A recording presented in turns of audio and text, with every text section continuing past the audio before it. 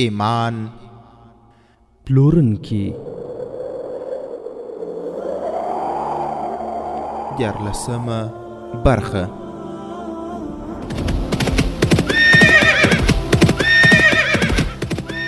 د سلطان صلاح الدین ایوبی رحمه الله د دوران رښتینی کیسې. صلاح الدین پر د غزمکارا پیدا کړه، ته یو بل صلاح الدین پر د غزمکارا پیدا کړه. الحمد لله وكفى والصلاة والسلام على رسوله المصطفى.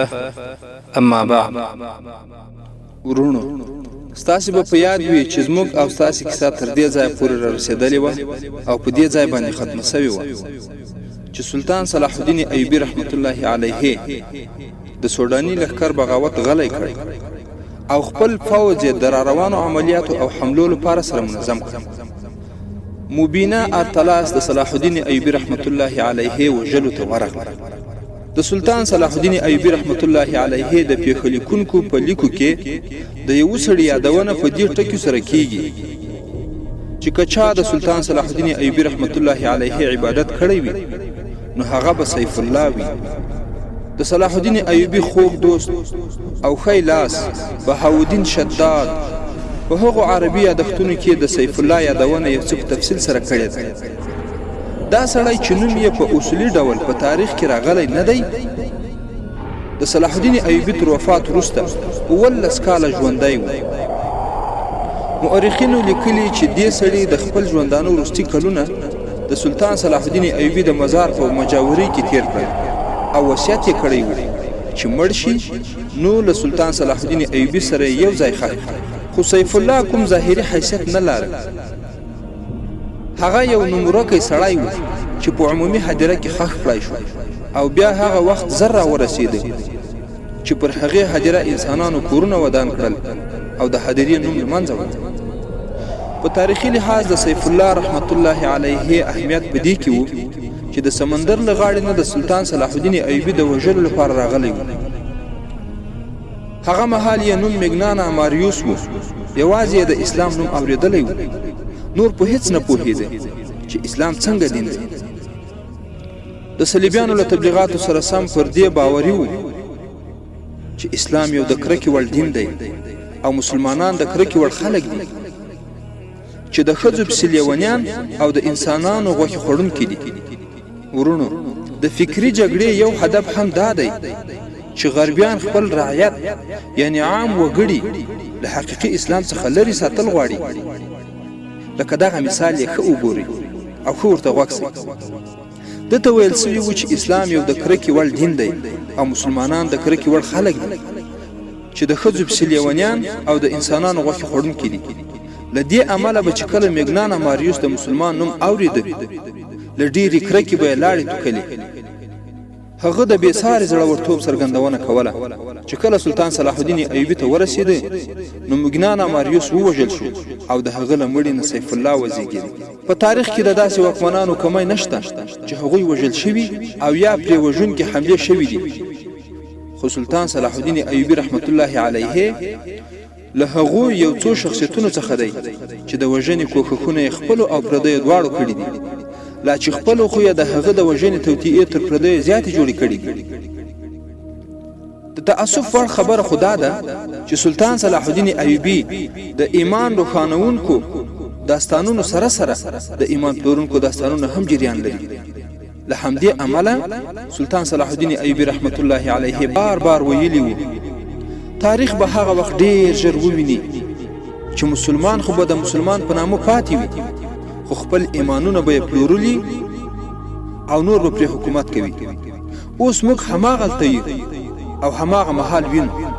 ورونو دا چې تاسې اوسني حالات وینئ په اسلامي هېوادونو د ارتداد تر سرحده رسېدلي حاکمانو ته مسلمان کېدل او نه کېدل په یوه معنا سره، او هغه هم ځکه چې په ډیموکراسي کې د دین له ازادۍ څخه مراد همدا دی. خو دوی دومره هم د تاریخ پاڼې نه را اړوي چې چا چې د مسجد او مدرسې سره خپله دښمني اعلان کړې هغوی ته جبار خدای جل جلاله د صلاح الدین ایوبی په څیر زړور مجاهدین پیدا کوي او د الله جل جلاله په نصرت فرعونی او طاغوتی لښکرې د دوی په واسطه سره داړې وړې کوي.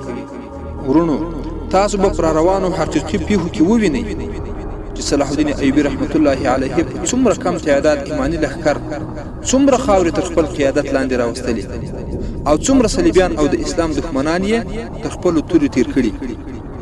دا هم په یاد ولرئ چې تر ایمانی اسلحې لوی او ستره اسلحه نشته.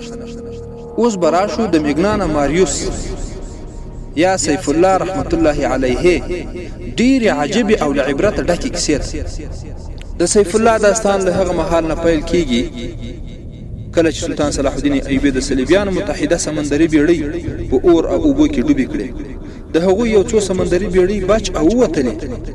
سلطان صلاح الدین ایوبی رحمت الله علیه له خپل فوج سره د سمندر په غاړه موجود او له سمندر نه یې ژوندي صلیبیان راوستل او نیولي. په هغوی کې 7 نجونې هم وې چې یادونه یې تاسې واورېد. په مصر کې د سلطان صلاح الدین ایوبی رحمت الله علیه سوداني لښکر بغاوت وکړ. سلطان صلاح الدین ایوبی رحمت الله علیه غلی کړ. هغه ته د سلطان نور الدین زنګیر علی ګلی کومک او مرسته هم را ورسېده. هغه اوس د صلیبیانو د پلانونو د ختمولو لپاره پروګرامونه جوړول او پر خپل پلانونو باندې اخته و.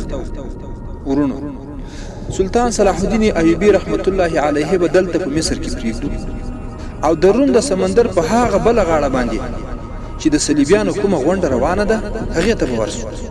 د روم د سمندرګي په هغه بل غاړه باندې د روم ښار په شاوخوا کې د صلیبي مشرانو غونډه و چې پکې اګسټس بادشاه، ریماند بادشاه او د اوم لوی ورور رابرټ هم و. په غونډه کې په ډیر قهر او غصې سره راغلی یو سړی د املرک په نامه و.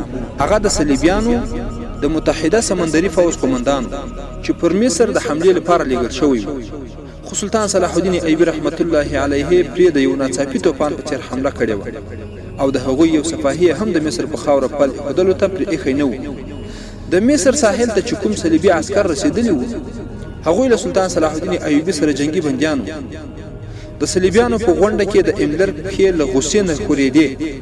د هغه د پوځي بیړۍ د ډوبېدو 15 ورځې تېرې سوې وې. هغه په 15مه ورځ د ایټالیا ساحل ته ورسېد.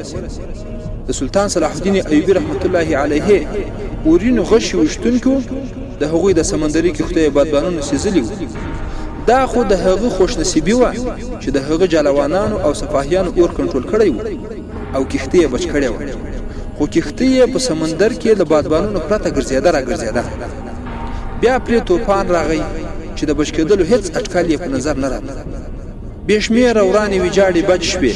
کښتۍ په هغه توپان کې ډوبې شوې وې. دا یو معجزه وه چې د املر کښتۍ تر ډېرو غورځو پرځو او ډوبېدو وروسته ساحل ته رسېدلې وه چې د هغه د جلوانانو کمال هم پکې شامل و. هغوی د جپو په زور کښتۍ په خپل واک کې وساتله. د سمندر غاړې ته په رسېدو هغه جلوانانو ته بې شمېره انعامونه ورکړل.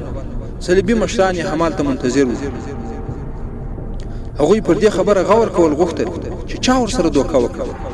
څرګنده ده چې ګمان یې د سوداني لښکرو په قومندان ناجي باندې کېدای شو، ځکه د هماغه له لیک سره سم یې مصر ته سمندري بیړۍ لېږلې وې. خو له هغوی سره یې له وړاندې نه اړیکې موجودې وې. هغوی چې د ناجي وروستی لیک له نورو سره مقایسه کړ شک ورته پیدا شو چې څه ګډوډي شته. صلیبیانو وخت په وخت قاهرې ته جاسوسان لېږلي وو، خو د ناجي له لورې کوم احوال ورته راونه رسېده. څوک هغوی ته د دې خبرې اطلاع ورکوونکی نه و، ځکه سلطان صلاح الدین ایوبی رحمت الله علیه ناجي او د هغه توطیه‌ګر قومندانان په پټه باندې وژلي وو او د شپې په تیارې کې په نامعلومه خبرونو کې ښخ کړي وو. او د صلیبي مشرانو په وهم او ګمان کې همدا خبره نه راتله د کوم لیک په اساس چې هغوی سمندري بیړۍ لېږلې. هغه لیک د هماغه ناجي و، خو د حملې تاریخ سلطان صلاح الدین ایوبي بدل کړی و. په جاسوسانو کې هیڅ چاته دغسې معلومات په لاس ورتللی نه شول. دا غونډه څه پایلې ته ونه رسېدله شوه. د املرک له خولې نه څه خبره وتلی نه شوه. هغه ماتې خوړلې وه، په غوسه هم و او ستړی هم. غونډه راتلونکې ورځې ته وځنډول شوه. د شپې مهال ټولو مشرانو خپل غمونه په شرابو کې ډوبول. یو سړی دې غونډې ته راغی چې یوازې ریماند پیژني. هغه د ریماند باوري جاسوس و. هغه د حملې په ماښام د مصر په ساحل کې شوی و. تر د لږ شېبه وروسته د مصریانو بیړۍ ورسېدلې وې او د هغه په وړاندې د سلطان صلاح الدین ایوبي د پوځ په لاسو تباه شوي وې. دغه جاسوس د مصر په ساحل کې و او ډیر زیات معلومات یې راټول کړي وو. ریمانډ هغه نورو ته وروپېژاند. ټول د هغه پر شاوخوا راټول شول. دې جاسوس ته معلومه وه چې صلیبي مشرانو د سلطان صلاح الدین ایوبي د وژنې لپاره د رابن په نامه یو پوه جاسوس مصر ته لېږلی او د هغه د مرستې لپاره یې 5 سړي او 7 ښکلې ځوانې نجونې هم لېږلي. دې جاسوس وویل چې رابن د ځان د زخمي کېدلو په نامه د سلطان صلاح الدین ایوبي رحمت الله علیه مرکز ته ځان رسولی. د هغه 5 سړي د سوداګرو په جامه کې وو. له هغوی نه یو چې کریسټوفر نومېده سلطان صلاح الدین ایوبي په غشي وویشت، خو غشی خطا ولاړ. 5 واړه سړي ونیول شول او 7 واړه نجونې هم ونیول شوې. هغوی ډېره ښه کیسه له ځانونو سره جوړه کړې وه. سلطان صلاح الدین ایوبي نجونو ته پناه ورکړه او 5 واړه سړي یې پرېښودل. خو د ایوبي ډېر پوه د اطلاعاتو مشر علي بن سفیان ناڅاپه راغی. هغه ټول یې ونیول او له 5 سړیو ځینې یې یو د نورو په مخ کې وواژه. په نورو یې اعتراف وکړ. ورونو دا خبرې جاسوس ریمانډ ته کوي او د ریمانډ ملګرو ته. جاسوس ورپسې وویل ما د خپل ځان په باب باندې سلطان صلاح الدین ایوبي ته وویل چې زه یو ډاکټر یم، ځکه راته سلطان صلاح الدین ایوبي د زخمیانو د مرهم او پټۍ دنده راکړې وه. همالته راته خبر راکړ شو چې سوډانیانو بغاوت کړی و، خو غلی کړای شو او سوډاني افسران او قومندانان صلاح الدین ایوبي نیولي دي. رابن 4 سړي او 6 نجونې له سلطان صلاح الدین ایوبي سره بندیان دي، خو لا تر اوسه د سمندر په غاړه دي. 7 نجلۍ چې تر ټولو هوښیاره وه بېدرکه ده. ورونو د هغې نوم مبینه ارتلاس دی. ورونو موبي خو مو له مخې لا په یاد ده. هغه فخر المصری چې په نشه کې نښتی و. د هغې نوم مبینه ارتلاس دی، خو موبي ورته ویل کېږي. سلطان صلاح الدین ایوبي هم په مرکز کې نشته او د هغه د اطلاعاتو مشر علي بن سفیان هم هلته نشته. زه ډېر په ګرانه ترې راوتلی یم. په ډېره زیاته کرایه راته یوه کښتۍ پیدا شوې وه. زه د دې خبر در رسولو لپاره راغلی یم چې رابن د هغه سړي او نجونې د مرګ له خطرې سره مخ دي. د سړیو په باب خو زیاته اندېښنه په کار نه ده، خو د نجونو راخلاصول ضروري دي. تاسې پوهیږئ ټولې ځوانې او چاڼ شوي ښکلې دي. مسلمانانو به چې هغوی په کوم حال کړي وي د هغې تصور تاسې کولی شئ. اګسټس پادشاه وویل موږ باید قرباني ورکړو، خو بیرته یې په مقابل کې ریمانډ وویل که ماته په یقیني ډول وویل شي چې نجونې به ووژل شي نو زه دې قرباني ته تیار یم، خو داسې به ونه شي. مسلمانان به له هغوی سره د وحشیانو په څېر رویه کوي. نجونې به پر موږ باندې لعنت وایي. زه باید د هغوی د خلاصون کوښښ وکړم. رابرټ وویل دا هم کېدای شي چې مسلمانان له هغوی سره ښه رویه وکړي او زموږ په خلاف یې د جاسوسۍ لپاره وکاروي. په هر حال دا زموږ مسؤلیت دی چې هغوی له زندان نه راخلاص کړو. زه د دې کار لپاره د خپلې نیمایي خزانې لګولو ته تیار یم. دا نجونې یوازې له دې امله ارزښتناکې نه دي چې نجونې دي. جاسوس وویل هغوی په اصل کې روزل شوي دي. د داسې خطرناک کار لپاره دغسې نجونې له کومه کېږي؟ تاسې دغسې ځوان نجونې د داسې خطرناک کار لپاره تیارولی نه شئ چې هغوی د دښمن ته ورشي او خپل ځانونه دې ورته وسپاري. د دښمنانو د عیاشۍ وسیلې دي شي او جاسوسي او رنګکاري دې وکړي.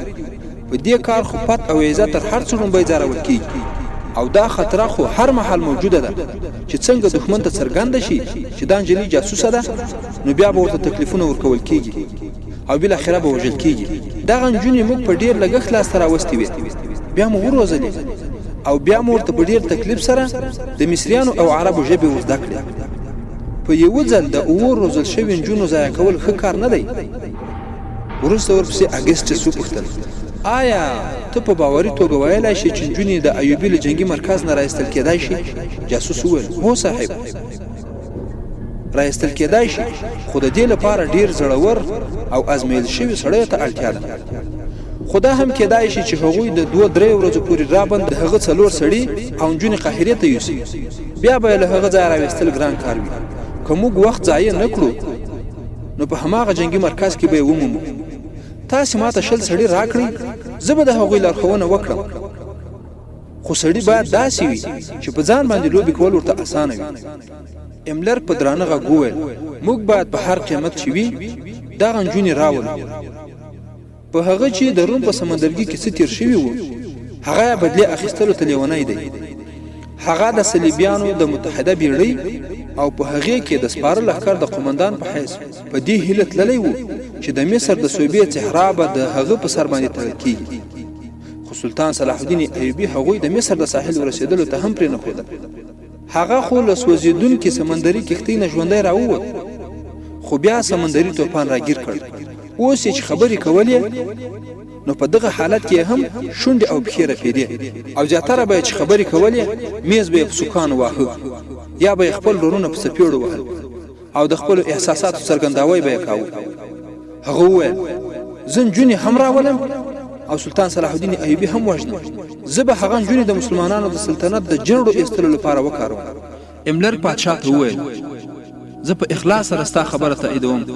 ریمانډ وویل موږ باید دومره په اسانۍ سره روزل شوي نجونې ضایع نه کړو. تاسې ټولو ته څرګنده ده چې د شام په حرم سرایونو کې مو څومره نجونې داخل کړي دي. څومره مسلمانان والیان او امیران د هغو نجونو په لاس کې لوبیږي. همداسې نجونو په بغداد کې بې شمېره وګړي ووژل، هغه چې د صلیب پر خلاف شعارونه ورکول. د مسلمانانو خلافت موږ د شرابو او نجونو په وسیله باندې په درې برخو ویشلی دی. په هغوی کې یو والی هم پاتې نه دی. هغوی ورځ په ورځ په مژو چړچو کې ډوبېږي. یوازې 2 کسه که ژوندي پاتې شول زموږ لپاره به ترې سخته خطره وي چې یو یې نورالدین زنګي او بل صلاح الدین ایوبي دی. که له هغوی دواړو نه یو یې هم تر ډېره پورې ژوندی پاتې شو نو زموږ لپاره به د اسلام له منځه وړل اسانه نه وي. که صلاح الدین ایوبي د سودانیانو بغاوت ټکولی وي نو د دې خبرې مطلب خو دا دی چې دا سړی تر هغه هم ډېر خطرناک دی څومره چې موږ ګاڼو.